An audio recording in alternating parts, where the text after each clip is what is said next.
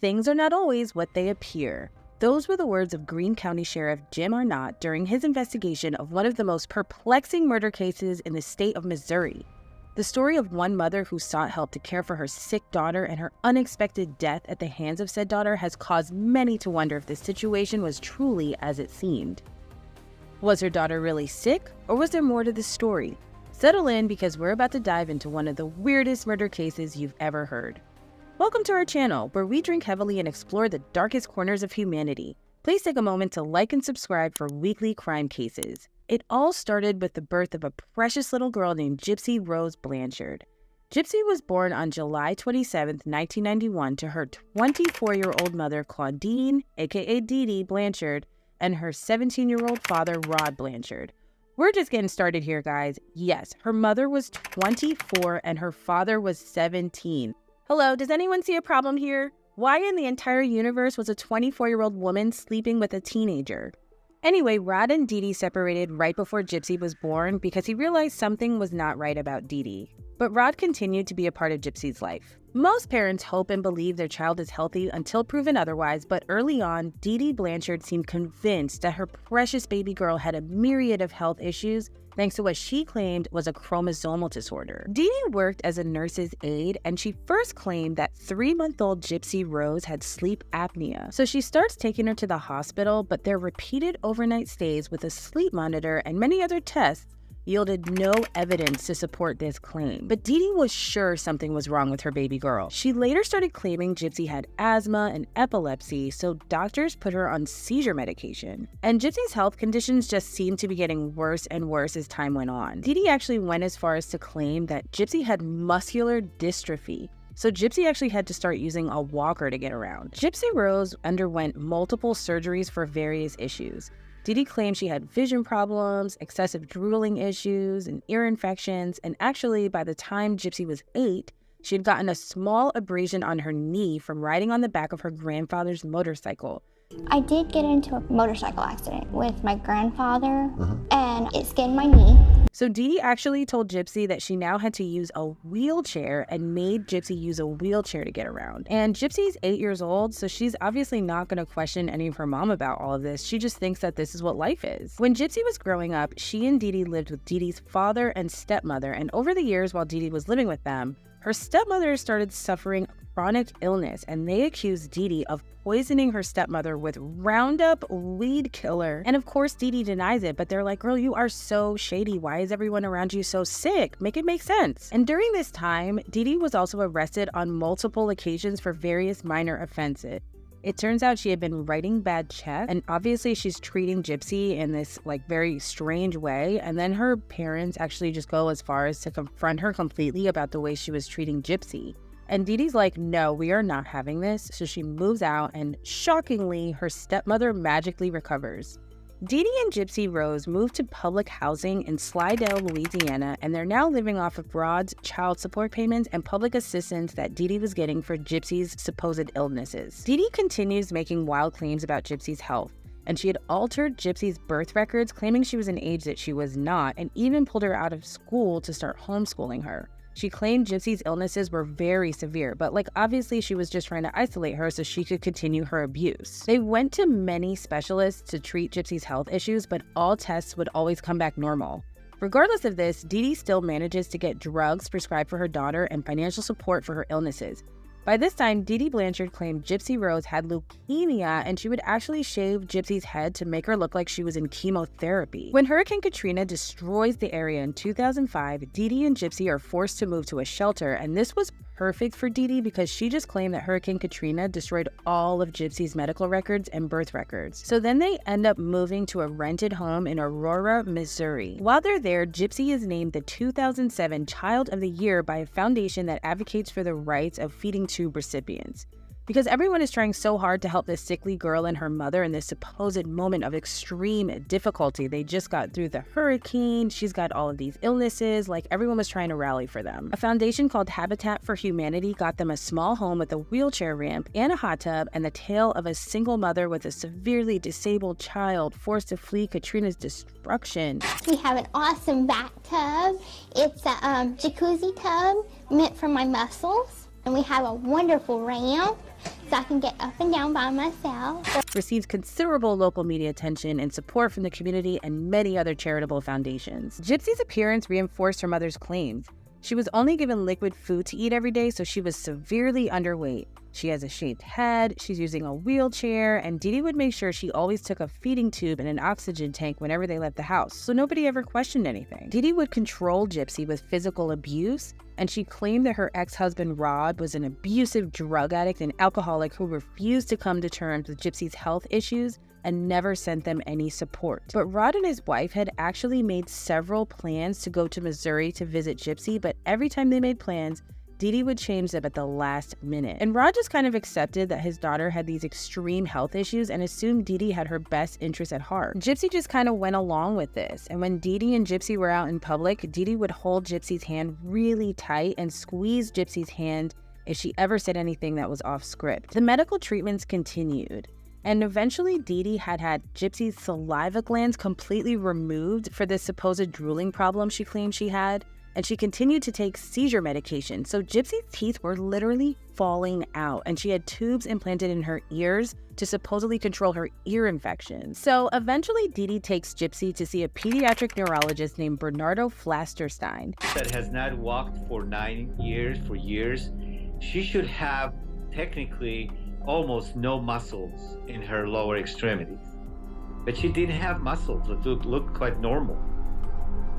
And she was able to support her body weight. I remember her standing. So I had a big doubt about the whole thing from the beginning.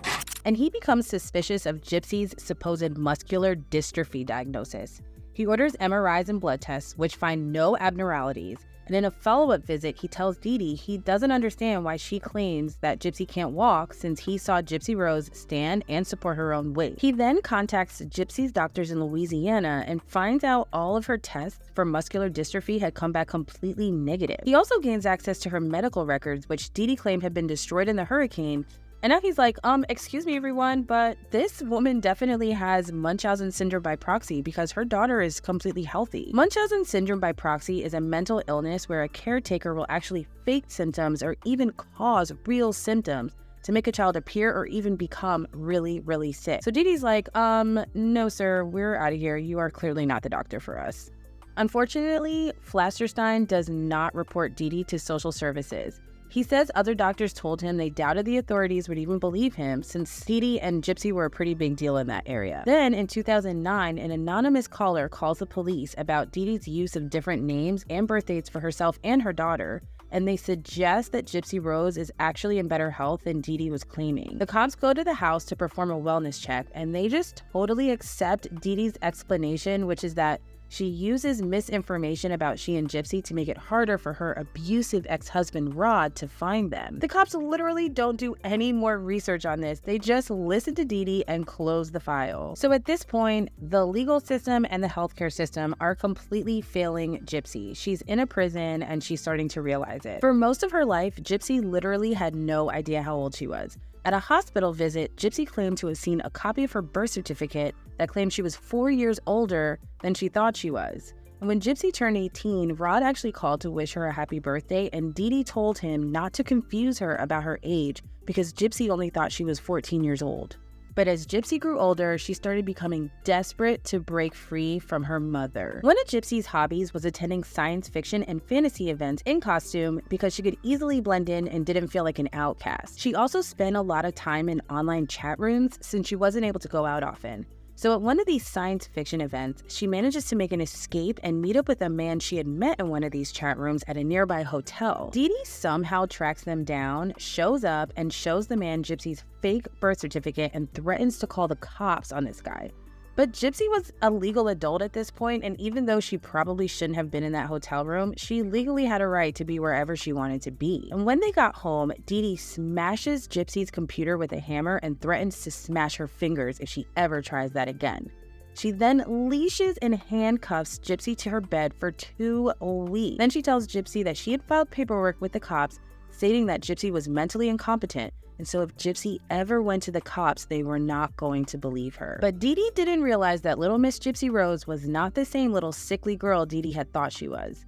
In fact, their relationship was growing more and more violent. Shortly after that first escape, Gypsy attempted to escape again, and her mother tracks her down again, and this time when they get home, Gypsy shot her mother 10 times with a BB gun, which Gypsy initially believed was a real gun, so technically she was like trying to kill her. Despite Dee Dee's attempts to keep Gypsy off the internet, Gypsy still manages to talk to people in chat rooms when her mother goes to sleep at night, and she eventually meets a man named Nicholas Gojan. The two strike up an online relationship, and in 2015, they put together a plan to murder Dee Dee. Nicholas was diagnosed with Asperger's syndrome and also suffered from depression, but he didn't have any sort of violent background. He and Gypsy had an online relationship for quite some time, and a lot of their relationship involved her complaining about her mother and how she wanted to kill her. So he traveled all the way from Wisconsin to Missouri to carry out the plan. So when Dee Dee Blanchard goes to bed on June 15, 2015, Gypsy Rose Blanchard lets Nicholas Gojan into the house and hands him a knife, duct tape, and gloves to carry out her mother's murder. She then went into the bathroom to cover her ears to avoid hearing her mother's screams. Nicholas goes into Dee Dee's room and stabs her 17 times in her sleep. He and Gypsy then engage in sexual intercourse in her room before stealing $4,000 and running off to a motel outside of town. They stay there for a few days while making new plans and were seen on security cameras at several stores during that time. Gypsy said she believed they had gotten away with their crime at that point. They even mailed the murder weapon back to Nicholas's home in Wisconsin to avoid being caught with it. They took a bus there with several witnesses, noting that Gypsy wore a blonde wig and walked unassisted. After seeing disturbing Facebook statuses posted from Dee Dee's account, friends of the family suspect something is wrong and try to knock on Dee Dee's door to no avail before calling the police. When the cops get there, they discover the body of Dee Dee Blanchard face down in her bed. Dee Dee's friends then set up a GoFundMe account to pay for Dee Dee's and possibly Gypsy's funerals because no one knows where Gypsy is at this point. But then things started getting confusing. It turns out Gypsy had confided in a friend about her online relationship and some of her plans to elope with her new boyfriend. The friend had kept printouts of these messages, and then she shows the messages to the police following the discovery of Dee Dee's body. So now the police have Nicholas's name, and they trace his IP address to his home in Wisconsin. They raid his home the next day, and that's where they found Gypsy Rose Blanchard. They take them both into custody on felony armed criminal action and murder charges. Friends back home were so relieved to hear of Gypsy's safety, but as the truth behind her life became known, sympathy for Dee Dee as the victim of a violent murder quickly shifts to Gypsy as a long-term victim of child abuse. Due to her unusual circumstances, Gypsy was given a plea deal to second-degree murder, which she took. However, her boyfriend Nicholas still faced more severe charges. Gypsy was sentenced to 10 years in prison while Nicholas got life imprisonment. Gypsy admitted to convincing Nicholas to murder her mother, and Nicholas maintains that he did it in an effort to start a life with Gypsy because he was madly in love with her. Gypsy Rose Blanchard was released on probation on December 28, 2023 after serving 8 of those 10 years, and Nicholas still remains in prison to this day. Dee Dee Blanchard's family refused to mourn her. After stating that Dee Dee deserved her fate, they also stated that Gypsy should not have had to serve additional time after the prison she lived in all those years with her mother. They actually flushed Dee Dee's ashes down a toilet and refused to pay for a funeral for her. Gypsy's father, Rod, was a bit more forgiving of Dee Dee.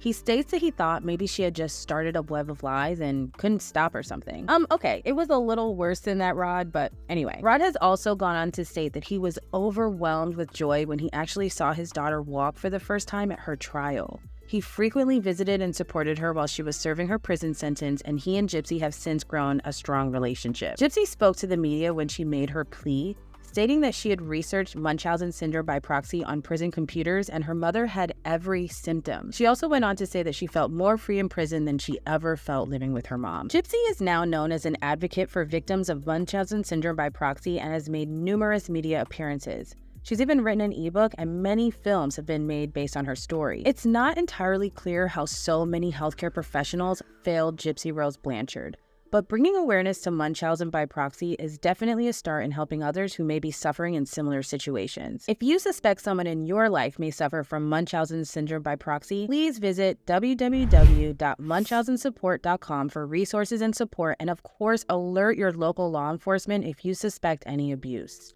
Thanks for tuning into our channel. Be sure to like, share, and subscribe for weekly updates, and we will see you in the next video.